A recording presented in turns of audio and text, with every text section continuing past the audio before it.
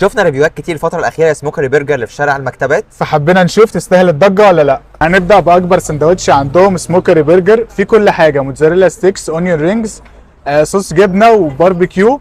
وقالوا لنا ان اللحمه اللي بيستخدموها لحمه بلدي وفريش. فيلا ندوق ونشوف. بسم الله. ناخد قطمه كمان.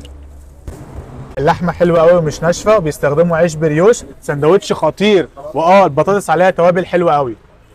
ندخل على اكتر سندوتش كان نفسي اجربه، هو فراخ بالليمون منت. سندوتش بيزك جدا بس عليه صوص ليمون نعناع. فيلا ندوق ونشوف. بسم الله. تتبيله الفراخ حلوه قوي، والبريدنج بيقرمش، والصوص الليمون نعناع ده حلو قوي، تحفه. ده بقى الاونيون تويست، عباره عن بصل مكرمل وعليه مشروم.